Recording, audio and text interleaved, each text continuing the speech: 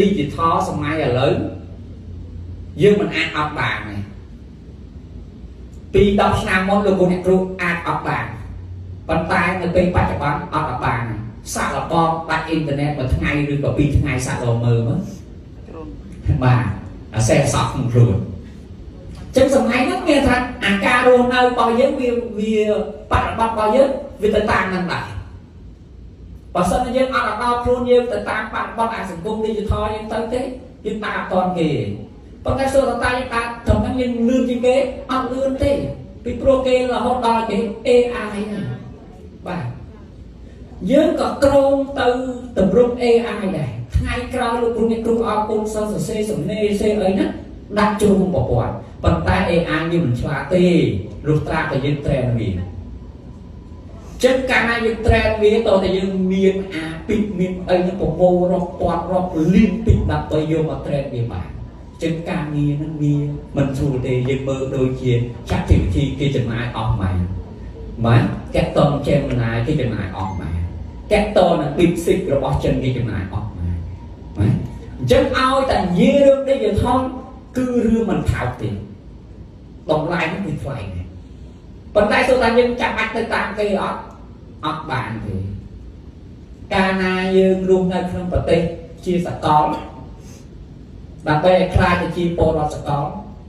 គឺយើងត្រូវតែព្យាយាមរៀនឬក៏ធ្វើដំណើរឲ្យទាន់នឹងប្រទេសគេជឿនលឿនដែរអញ្ចឹងយើងអាចនិយាយថាយើងមិនជឿនលឿនដូចប្រទេសជឿនលឿនទេប៉ុន្តែមានសម្ភារៈមួយចំនួនយើងអាចប្រើប្រាស់ដូចប្រទេសជឿនលឿនដែរត្រូវទេត្រូវបាទអញ្ចឹងឧទាហរណ៍ថាដូចជា iPhone ប្រទេសជឿនលឿនក៏ប្រើដូចយើងចា៎យើងក៏ប្រើដូចប្រទេសជឿនលឿនយ៉ាងហ្នឹងចា៎ computer ឃើញទេយើងក៏តែមានថាឧបករណ៍អេឡិចត្រូនិកមួយចំនួនយើងប្រើដោយប្រទេសជឿនលឿនប៉ុន្តែសូត្រថាវិស័យអប់រំរបស់យើងដោយប្រទេសជឿនលឿននេះគឺយើងមិនអាចដូចទេអញ្ចឹងមានន័យថាដើម្បីឲ្យយើងចង់ឲ្យការអប់រំរបស់យើងក្លាយទៅជាប្រទេសជឿនលឿនទៅតាម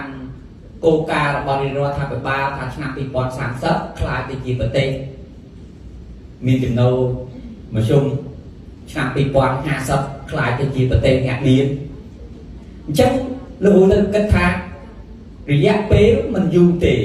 ប៉ុន្តែដើម្បីឲ្យក្លាយពីប្រទេសដែលមានចំណូលមធ្យមកម្រិតនេះរហូតទៅដល់ប្រទេសអ្នកមានចឹងយើងត្រូវការពេលវេលាប្រហែលជា25ឆ្នាំទៀតអញ្ចឹងដើម្បីឲ្យខ្លាយទៅជាប្រទេសអ្នកមានសួរតើ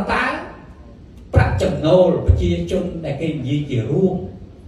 គាត់ត្រូវបានស្ថិតនៅចន្លោះណាអញ្ចឹងបើយើងនិយាយទៅគឺយើងស្ថិតនៅក្នុងចន្លោះរង្វង់$10,000ក្នុងមួយឆ្នាំតាំង$12,000ក្នុងមួយឆ្នាំចឹងមានន័យថាលុះត្រាតែប្រជាពលរដ្ឋរបស់គេហ្នឹងទទួលបានប្រាក់ខែក្នុងមួយខែមិនក្រោមជា1,000ទេបានយើងអាចខ្លាយទៅជាប្រទេសអ្នកមានបានអញ្ចឹងយើងត្រឡប់មកវិញមានន័យថាការផ្សារភ្ជាប់ជាមួយនឹង digital ឬក៏ online នៅក្នុងការរស់នៅនេះតតែលោកគ្រូអ្នកគ្រូខ្នះខ្នែងឬក៏យើងចាប់ផ្ដើមព្យាយាមថាម៉េចដើរឲ្យទាន់នឹងនៃការពិភពលោក